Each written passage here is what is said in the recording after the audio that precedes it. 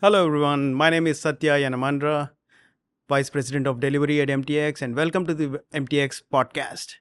And I'm here with. Hi everyone, I'm Nikhil and I'm a data consultant at MTX. Hi, Nikhil. How are you? Hi Satya, how are you? I'm All doing well. good. Good, man. Good to be here with you. Yep, Yeah. excited. Are you excited? Is this your first podcast? Yeah, this is my first time ever doing a podcast, so a little bit nervous, but excited most for the part. And it's my first too. Look at you. You're so Oh, young. You got the opportunity already. thankful for it. Yeah. Yeah. And how old are you, Nikhil? So I am 26 currently. 26. Yep, I'm Awesome. 26 here. And I have Don't that mind. much of experience, actually. Oh. How old are you, by the way? I'm going to be 27 next year. Yeah. 27. In terms of experience, yeah. Sounds good. Yeah. But if you count my experience, though, I think it will total to about 50 years. If you total up 8 hours per day Mm-hmm. for 25 years or 26 years, Mm-hmm. I think I would have worked like 20, 13 hours a day for a long time in my life. So it would have totaled up to a long Yeah. tenure of experience. Yep. But I don't want to look old, so Yep. You don't. Thank you. So, Yeah. how's it going, Nikhil? I want to understand. First of all, I don't want to go. Let's go off the script. Mhm. Okay, I don't feel like going on the script. Okay, I want to take off my coat. Let's chill a bit. Yep. Or get up.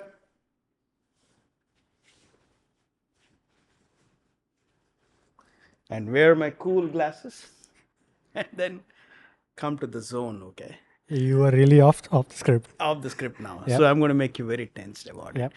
So Nikhil, how did you join MTX? So I was doing my master's in University of North Texas, which is close by to our office actually.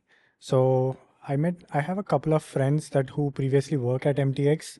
So I used to talk to them and got to know about this company where all the practices that they do around and all those kind of stuff. So I was like, why don't you guys refer me to the company once? So then I got referred to the company. I had all my interviews and I successfully cleared all the interviews. Then I think here I am at the MTX. That's good to know. Mhm.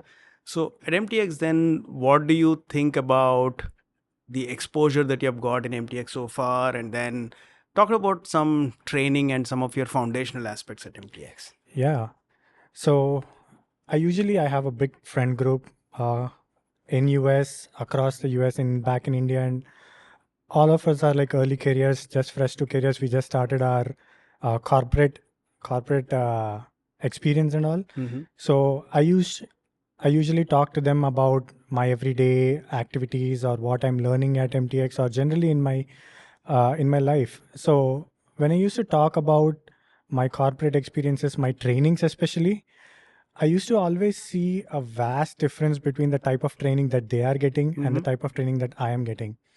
So I'm really thankful for it because there are types of training, right? So there are types of training where you get trained in specific tech side, or if you're in a business role, you get only trained towards the business point of it, or Yeah. if you're in marketing or something else, you're like streamlined towards training only towards those sectors.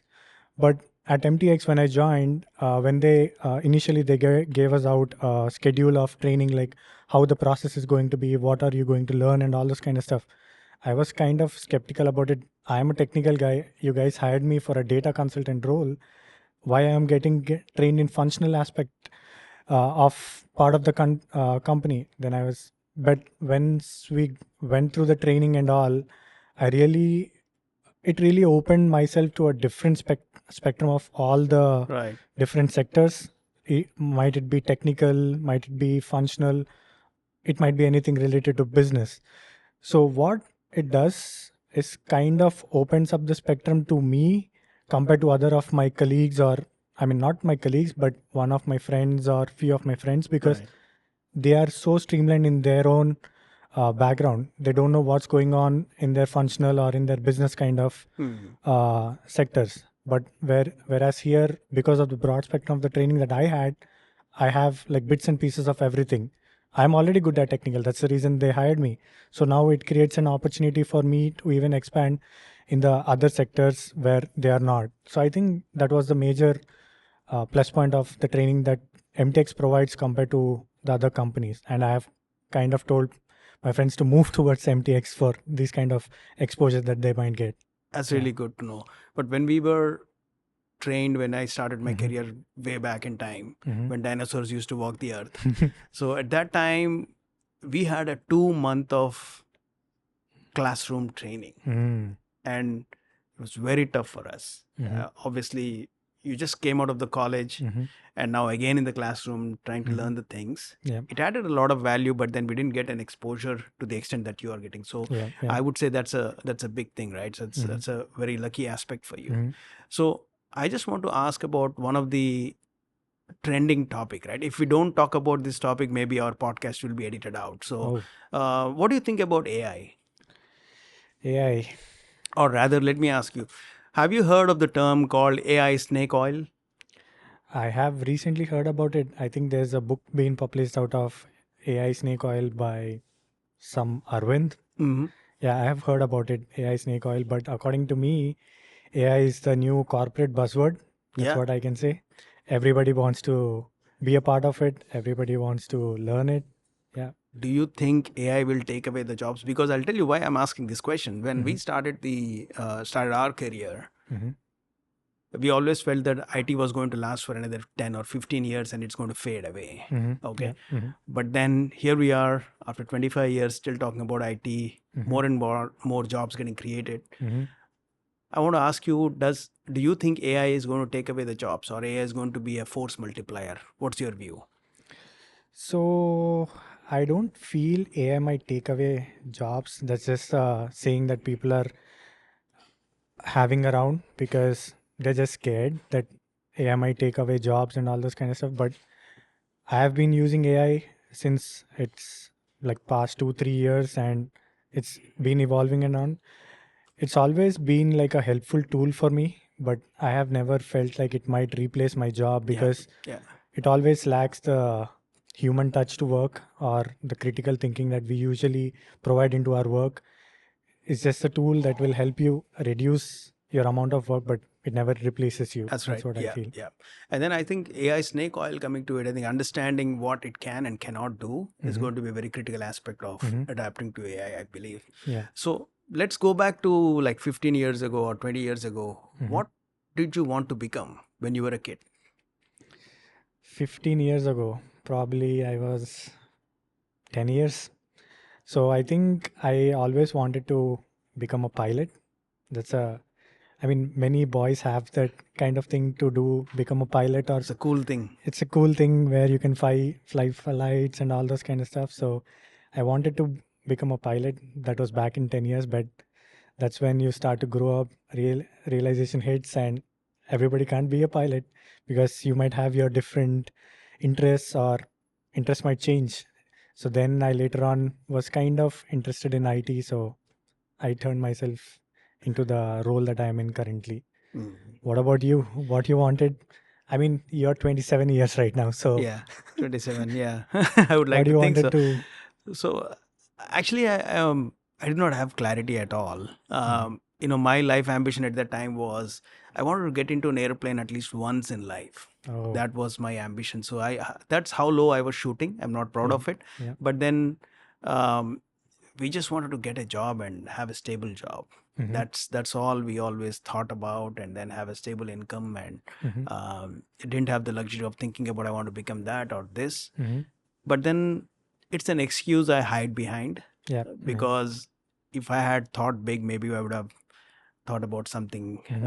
or at least thought about something to aspire for. But I did not do that. So, Hmm. but here I am, Hmm. having a comfortable life, and Hmm. thanks to the IT. Hmm. And yeah, okay. So Nikhil, I want to ask you something. Is something that I'm very curious about, right? Hmm. When we were in the office, just starting out at the age you are in, Hmm. we used to have a set of topics that we were always interested in off work, Hmm. like our comfort topics or gossip topics, right? Hmm. What are those topics in your generation? What do you talk about when you meet somebody at the cafeteria or off work? Yeah. So in my generation, currently, we feel that if you want to be like the person who is like, uh, what can I say, like relevant currently, so you need to be prepared with all the current trending topics, because currently I feel social media is currently ruling our everyday topics or generation, all those kind of stuff. So if you want to be relevant in any kind of conversation, you need to know what's happening around and all those kind of stuff. So I feel our generation is currently talking more about whatever is happening around, whatever is trending, all those kind of stuff currently. For example, recently in the morning, we were talking about the India Australia match that's going around, because that's what's currently Yep. trending. So I think anything that's trending around is the gossip topic for us in these generations. Yeah. What do you guys talk? Because it's always a curiosity on like what the higher ups talk about off work or those kind of stuff. Life is boring at the top, Nikhil, I would say. But then overall, we talk about general stuff, I mean, um, when I was of your age, we used to talk about sports. We used to talk about some of the gossips in the office. Now we talk about blood pressure, sugar, diabetes, and all that, And then also sometimes we talk about, hey, how do we make sure we make ourselves relevant? Yeah. Because I see that your generation is extremely intelligent, very capable, good clarity, but don't want to put in those hours that is required to take you somewhere, right? So our generation is quite opposite. We are extremely hardworking, less smarter, less clear about what we want, but we compensate that with the hard work. So I feel, I think, if somewhere down the line, if that's why, I mean, coming back to the topic, we talk about how do we make ourselves relevant, how do we make sure that we continue to add value and extend our career to the longest possible, right? So at some point, you don't work for the salaries or payroll or something. You work for meaning, right? I'm at the stage where I work for meaning, right?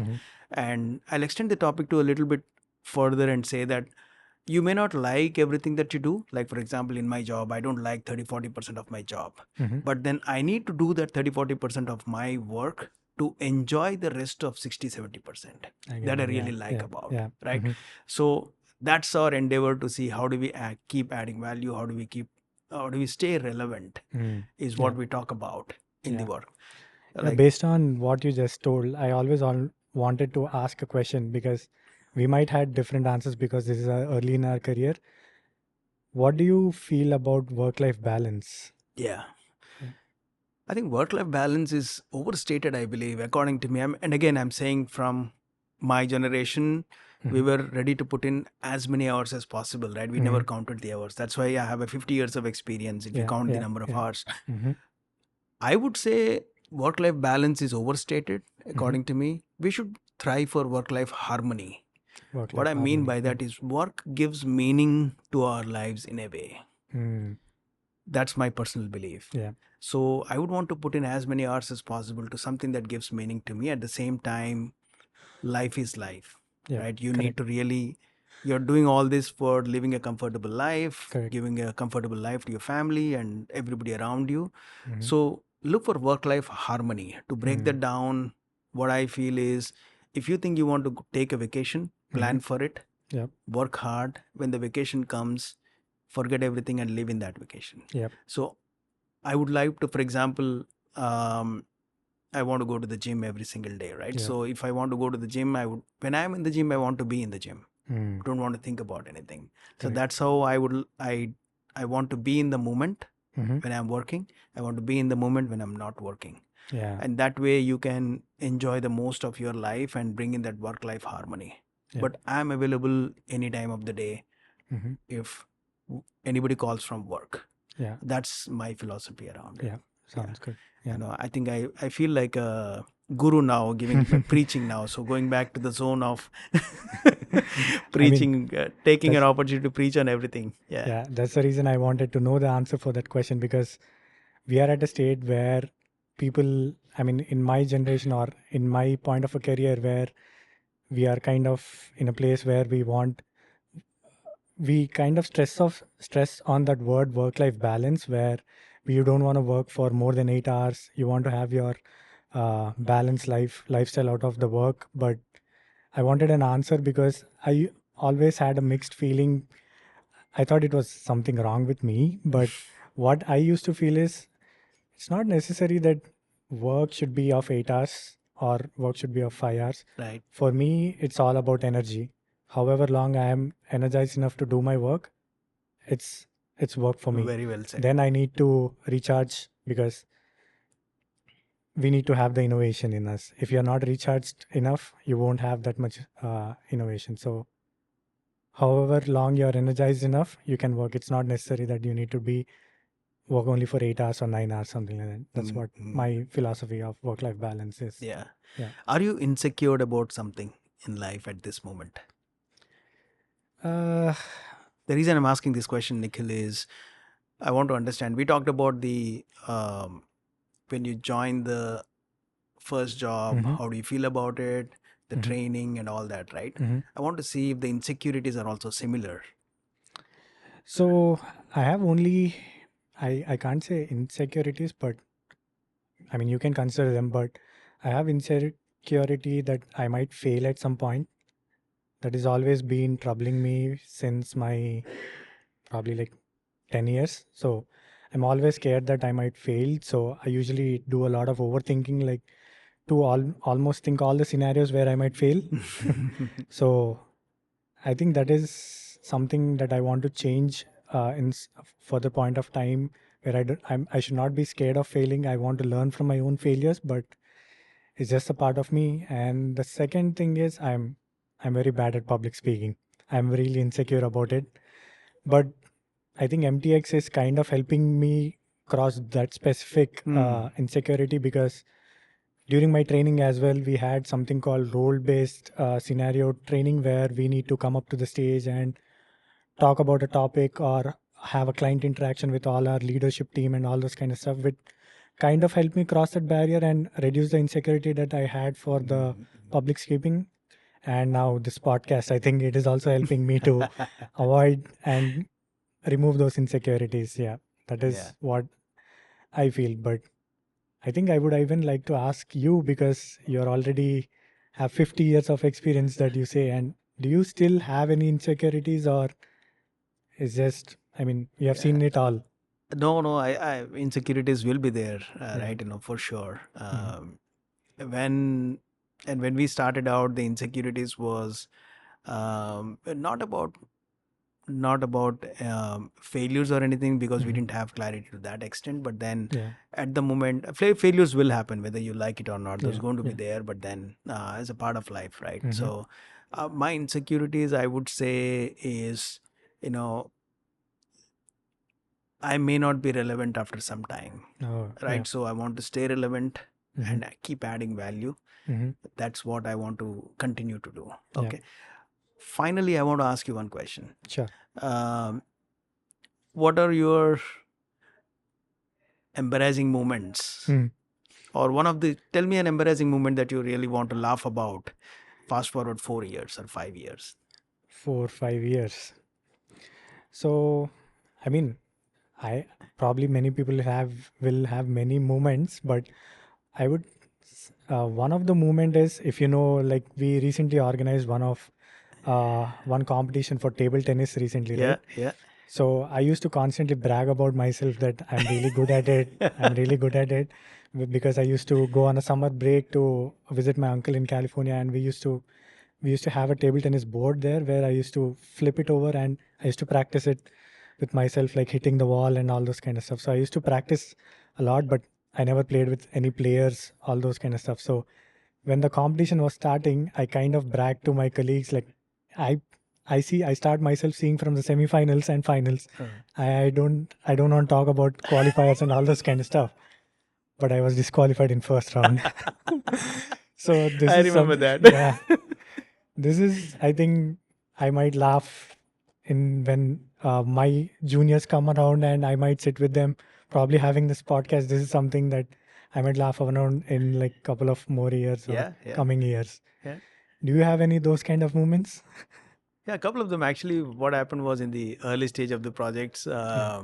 I was involved with a Japanese client, and Mhm. everybody was Japanese, and there was a translator and all that. Mhm. In second or third meeting, I wanted to impress them, Mhm. and then learned a few sentences in Japanese, Mhm. and then at the beginning of the call, I spoke in Japanese. Yeah. Everybody went silent. Yeah. So at that point, I realized I said something wrong, and that was an embarrassing moment. So I don't want to do that again. I would like to play it safe. Do you know Yeah. any Japanese lines now? I don't want to say it yet. The second one was, this keeps happening. I think I would want you to be careful about this as well. When you're in a meeting and in the flow, Mhm. you may you may call the client with a different name. Yeah. Right? For example, a person is a John, you call him as Tom, right? So Yeah, because yeah. you're on the flow, Mhm. and that has to be absolutely avoided. I did it many times, Mhm. and that's an embarrassing moment I keep encountering. So Mm. I think not in the last few years, but then I'm a little bit worried that maybe Yeah. that will I'll make a mistake there. Yeah. I So totally get it. yeah. So yeah. Overall, Nikhil, I think we talked about the training and your generation, our Mhm. generation, the what do you want to grow up, and then comparatively how we were thinking, Mhm. and also how how you are treating your job right now. What are Mhm. the experiences you are getting versus what experiences we had, Yep. and also about the some of the embarrassments that you Mhm. had and we had, and then insecurities, of course. Yeah. What I am realizing is, the generation, the age has fast forward and all, Mhm. and we of course talked about AI. Yeah. So Mhm. so I see that the tools and technologies are changing. Mhm. The people and their emotions, their insecurities are there. Yeah. They're Yeah. continuing, and then they will Mhm. continue to be. Yeah. I Correct. would say learn from the experiences, Mhm. add value, Yeah. and stay relevant. Yes. Stay relevant. And finally, I would like to thank MTX for giving this first opportunity Yep. to do the podcast. First time in life. So I would really like to thank MTX for it. I never thought I would be a part of a podcast, but this is Yeah, a starting point. here So we are. yeah. Yeah. Thanks, Nikhil, for your time. Thank you, And Satya. thanks, everyone, and have a nice day. Thank you. Hey guys, thank you for watching MTX Podcast. Please like, share, subscribe.